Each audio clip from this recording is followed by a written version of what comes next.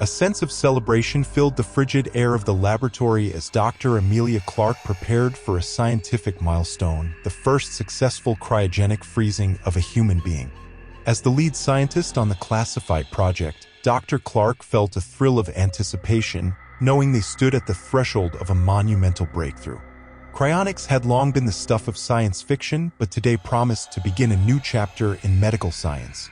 Surrounded by her team, Dr. Clark made her final checks on the custom-designed cryogenic chamber where her colleague, Dr. Jonathan Harris, waited to be frozen. Once satisfied with the readings on the monitor, she gave a nod to her assistants. "Let's begin," she said, unable to contain the excitement in her voice. As supercooled liquid nitrogen poured into the chamber, cheers rang out among the scientists. Through the frosted glass, Dr. Clark watched the temperature drop rapidly, until Dr. Harris's body was suspended perfectly between life and death. The first human placed into biochemical stasis, it was an astonishing accomplishment. Applause thundered through the room. Dr. Clark smiled and shook hands with her colleagues, thrilled that years of research had finally come to fruition. As the initial excitement died down, a festive atmosphere took over as champagne bottles were opened to celebrate the breakthrough. No one noticed the faint crackling of ice forming on the window of the cryogenic chamber. To the celebration, Dr. Clark raised her glass as a toast, her cheeks flushed with pride and champagne. To Dr. Harris and this momentous leap for mankind, she declared. A chorus of cheers erupted, echoing off the cold metallic walls. She looked around at her team, the brilliant minds and tireless assistants who had worked endless hours on this project. Together they had solved countless problems to make the seemingly impossible feat a reality. There was Dr. Singh, her reliable second-in-command, who had designed the custom cryogenic chamber they now celebrated. Her talented programmers, Yolanda and Stephen, who had calibrated the finicky monitoring systems flawlessly. And her trusty lab technicians, May and Ahmad, who had tirelessly performed experiment after experiment to refine the freezing parameters. She felt profound gratitude for their efforts. Glancing at the window of the cryo chamber, she allowed herself a private congratulations for the man inside, Dr. Jonathan Harris. Dr. Harris had been her mentor at university, where they had bonded over ideas once confined to science fiction. His courage in volunteering as their pioneering test subject amazed her. Thanks to him, they stood at the dawn of a new scientific age. "We did it, John," she whispered, laying a gloved hand on the chamber window. Around her, the celebration continued, but all she could think about was the man suspended inside this revolutionary device, awaiting a future reawakening. She hoped he knew that his trust in her had been vindicated, that his faith will bring hope to millions. With a deep breath, Dr. Clark turned to rejoin her colleagues, determined to see their great work through. 3. Unseen consciousness. Trapped in silent darkness, Dr. Jonathan Harris screamed soundlessly. Moments before, he had been smiling at his colleague Dr. Amelia Clark as the interior of the cryo chamber filled with swirling vapor. He exchanged a thumbs up with her, trusting her brilliance to carry him safely into the future. As the temperature plunged, his breath crystallized in midair and ice formed across his skin. He prepared for the cold oblivion of suspended animation that they had worked so tirelessly to achieve. Except oblivion never came. The cold seized his body instantaneously, but his mind remained hauntingly alert. He tried to signal to the scientists outside, only to find his limbs frozen solid. Panic gripped his mind as the surreal truth sunk in. He was imprisoned in his own lifeless body, able to think and feel but robbed of all ability to move or communicate. The terror was overwhelming. His colleagues were mere feet away, celebrating what they thought was a breakthrough scientific achievement. Meanwhile, he was trapped alone in an inescapable nightmare, a man buried alive inside his own mind. Desperately, he tried again to twitch a muscle, blink an eye, do anything to alert them to his waking nightmare. But as the relentless cold seeped through his cells, his body and voice remained utterly unresponsive. He thought back to years ago when Amelia had been his bright-eyed student, stayed late after class, proposing wild ideas about cryogenics. He had encouraged her ambitions even when others scoffed at the notion. How could he have known her visionary science would become his eternal prison? That he would find himself sealed in a frozen coffin, screaming silently into oblivion? As the true horror of his mistake sunk in, Dr. Harris railed futilely against the icy paralysis claiming his body.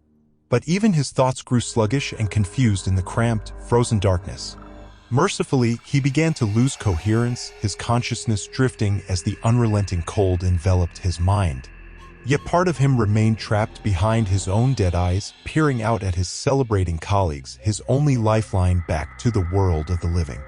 4. The unraveling mystery. In the weeks following the successful cryogenic freezing, Dr. Clark's team continued monitoring Dr. Harris's vital signs closely. At first, everything seemed normal. Then the anomalies began. It started with Dr. Singh, who noticed unusual spikes in electrical activity on the EEG. "See that, Amelia?" he asked one day, pointing at the screen. "Some odd spikes in his brainwaves there. They seem almost regular." Dr. Clark frowned. The readings did appear abnormal. She instructed Dr. Singh to adjust the equipment to rule out a technical glitch. But over the next days, the spikes continued at rhythmic intervals, as if Dr. Harris's mind was trying to send a signal. Curious, Dr. Clark assigned her team to closely analyze the cryogenic chamber for any other anomalies. It was Yolanda who caught the next one. "Dr. Clark, the imaging system is on the fritz again," the programmer complained one morning. "It keeps registering subtle movement inside the chamber, just tiny flickers here and there." "That's odd," Dr. Clark mused. "Run a full diagnostic on it right away." But even after a complete overhaul, the system continued to register the phantom movements. Was the camera picking up minute ice formations in the chamber? Dr. Clark became obsessed with solving the mystery. Her focus only grew when Ahmad reported a slight raise in Dr. Harris's body temperature over the last few weeks. "Look, it's minuscule, but his core temperature has climbed 0.2 degrees centigrade. It could be just calibration fluctuations, but something may be causing his temperature to marginally rise," Dr. Clark concluded, her scientific curiosity ignited. What could explain these tiny, inexplicable phenomena? A fault in the equipment seemed unlikely after so many checks. She needed to get to the bottom of this mystery. Betty dura Harris struggle. Trapped within the airless coffin of his frozen body, Dr. Harris drifted aimlessly through memories and regrets. At times he imagined himself lying on a tropical beach, the sun warming his face. The cold dark walls of the chamber would fade away, replaced by shimmering turquoise waters and swaying palms. But the peace never lasted. The truth of his horror would come crashing back, that his body now lay frozen, clinical readouts his only tether to the living world. In his despair, he recalled his wife's face as he kissed her goodbye, heading off to another late night at the laboratory. His little boy laughing as he tossed him squealing into the air. The moments he had missed while pursuing professional glory. And now here he languished, yearning for the chance to laugh with his family again. To watch his son grow into a man who, thanks to Dr. Clark's miracle machine, might live for centuries. The irony was agonizing. In grasping hungrily for the infinite, he had lost life's fleeting joys completely. Even the chance to say goodbye. In the twilight realm between being and nothingness, Dr. Harris's thoughts turned increasingly to the woman who had engineered his fate. Her star had risen on his encouragement. Had it been pride that blinded him to the perils of her obsessive ambitions? No, blame rested on him alone for his hubris in believing this technology benign. Now here he remained, a ghost staring out from a frozen shell, pounding futilely on the walls of his icy prison. Until one day, a technician bent to examine Dr. Harris's vacant eyes and recoiled sharply, as if glimpsing an apparition inside them.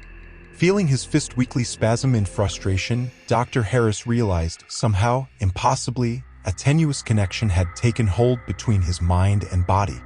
If he could strengthen it, then perhaps, just perhaps, hope remained.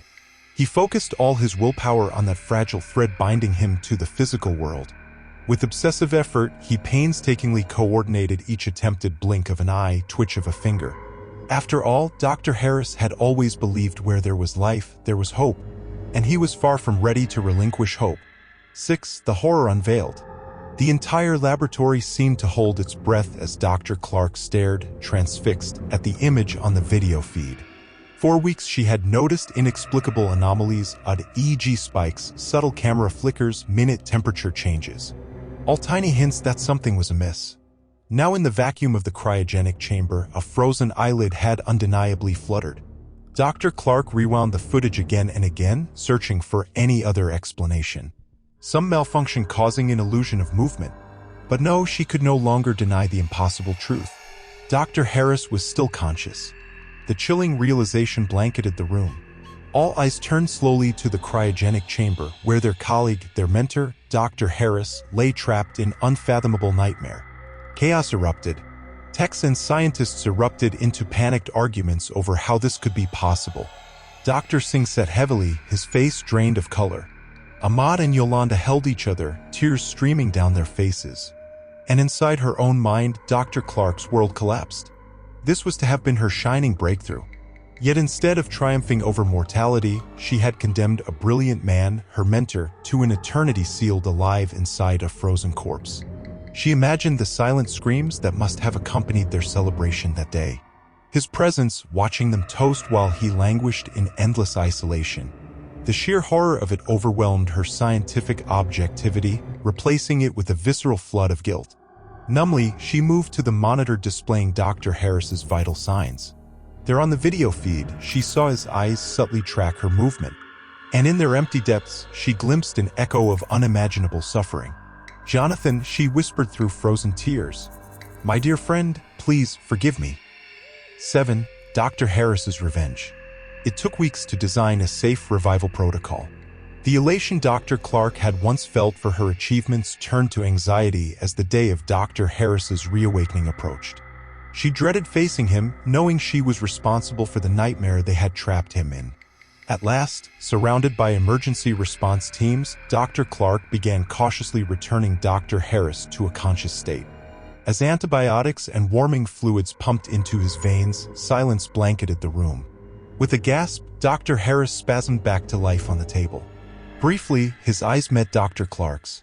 In them, she glimpsed a flash of pure venom before he collapsed into the medic's arms.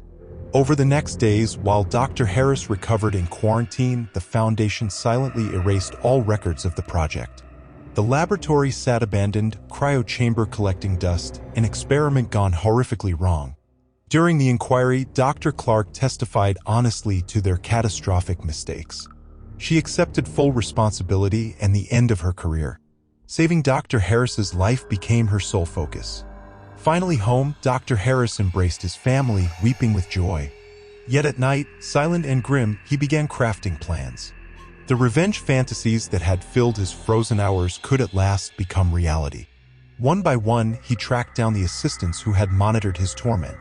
Their bodies turned up mysteriously, apparent suicides or deadly accidents. Never a trace of foul play. Finally, only Dr. Clark remained. She arrived at the abandoned lab one rainy night, lured by a fake message about Dr. Harris. Inside waited the man she had once called mentor. "You never believed I was conscious until I proved it to you," he said calmly, stepping from the shadows. She nodded wordlessly. An easy mistake for a pioneering scientist. The agony was unimaginable, but it was a price for progress. Dr. Harris smiled. "Reasonable as always, Amelia. But some prices are too high." With terrifying coldness, he slit her throat. She collapsed beside her silent, prized chamber. "Progress requires sacrifice," whispered Dr. Harris as he watched the light fade from her eyes. Then he calmly shut the door on the frozen tomb that had birthed his revenge, leaving its horror entombed forever in echoing darkness. 8. Closing. In the years since the classified project, rumors circulated through the scientific community of a failed experiment and brilliant researchers gone missing. Officially, the government denied everything. Yet urban legends spread of a tormented scientist punishing those responsible for his cryogenic nightmare. Of a woman haunted until her dying day by the suffering she had enabled in her scientific hubris. Their story faded into obscure history, a chilling warning against reckless tampering with the fragile line between life and death. For once that barrier is breached, human conscience can unravel into inhumanity. And the victors of progress may ultimately find themselves its most tragic victims. So the truth remained buried, frozen in echoing darkness. But some who helped build that frozen coffin never forgot the anguished eyes of the man interred alive within it. The eyes that, having glimpsed the unforgiving void, forever after saw only scars on the human soul.